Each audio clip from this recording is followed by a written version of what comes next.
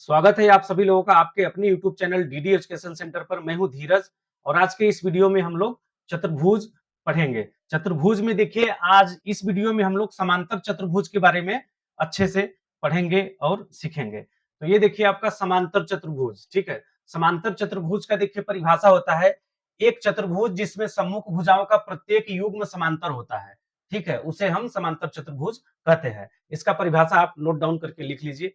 यहाँ पर देखिए हमने डायग्राम भी बना रखा है। ए बी सी डी आपका एक समांतर चतुर्भुज है, ठीक है। और फिर देखिए इसके गुण होते हैं। पहला गुण है सम्मुख भुजाएं बराबर होती हैं। सम्मुख भुजाएं बराबर होने का मतलब है कि सामने की भुजा बराबर होती है, यानी भुजा सी डी बराबर आपका भुजा ए बी है।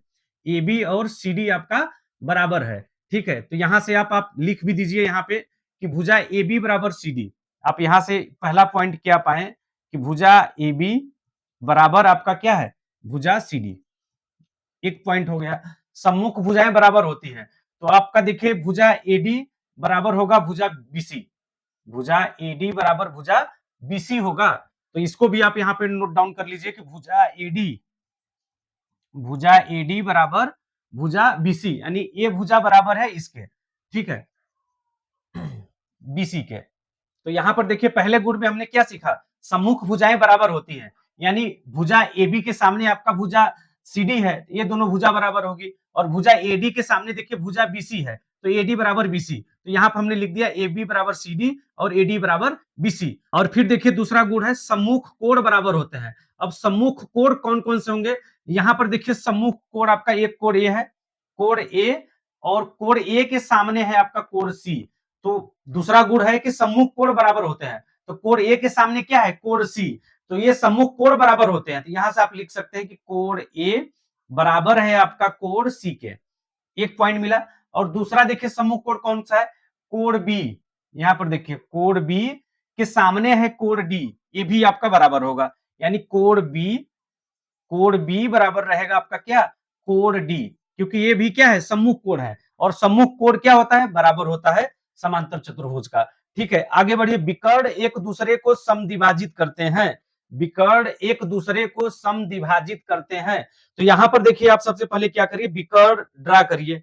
पहले क्या करिए, विकर्ण खींचिए। आप पहले विकर्ण खींचिए। तो यहां पर देखिए हम विकर्ण खींचने जा रहे हैं।